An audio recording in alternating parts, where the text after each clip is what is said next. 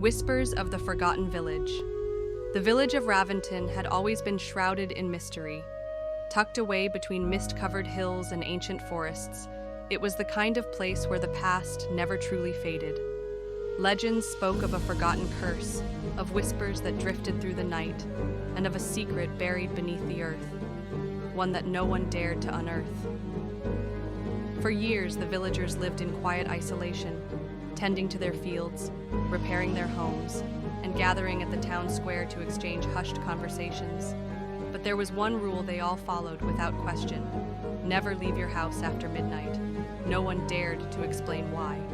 The arrival one autumn afternoon, a stranger arrived in Raventon. He was a historian, Daniel Whitmore, drawn by an old map he had discovered in a dusty library. The map marked Raventon with a peculiar symbol, a forgotten ruin beneath the village, one that history had long erased. Daniel, intrigued and eager to uncover the past, asked the villagers about it. They turned pale at his questions. Some simply walked away. Others muttered warnings under their breath. Finally, the village elder, a woman named Eliza, took him aside. Her voice was barely above a whisper. "You must leave before nightfall," she said. "There are things buried here that should remain forgotten." But Daniel was not the kind to walk away from a mystery. That night, long after the village had fallen into uneasy silence, he crept out of his rented cottage, armed with only a lantern and his map.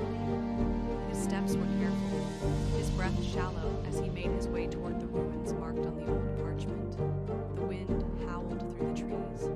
The village's old clock tower struck midnight, and then the whispers began. The ruins below.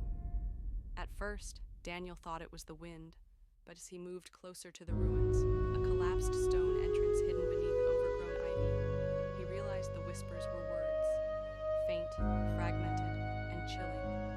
"Turn back. The earth remembers. You don't belong here." His hands trembled and he pushed forward, brushing aside the ivy and revealing a staircase leading underground. Taking a deep breath, he descended. The air grew colder with every step. The stone walls were lined with symbols he didn't recognize. At the bottom of the staircase, he found himself in a vast chamber, filled with ancient carvings, crumbling statues, and at its center, a massive stone coffin, covered in rusted chains. His heart pounded.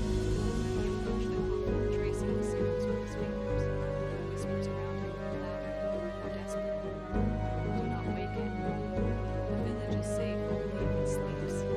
You must leave before it's too late." Daniel hesitated. He was a man of logic, of reason. Curses and whispers were stories meant to scare children. But as he reached for the lid, a cold gust of wind blew through the chamber, snuffing out his lantern. Darkness swallowed him. He awakened. A deep, guttural breath echoed through the chamber. Daniel stumbled backward, his own breath caught in his throat.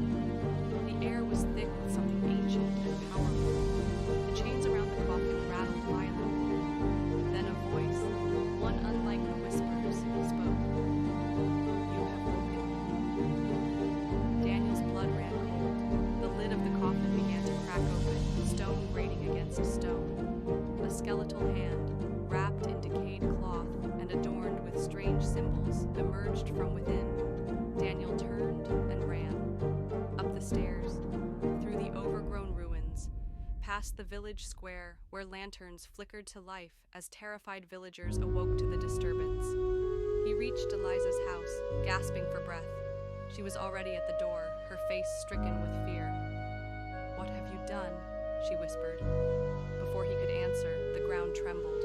A low, inhuman growl echoed through the night. The whispers turned into screams. And somewhere, in the depths of Raventon,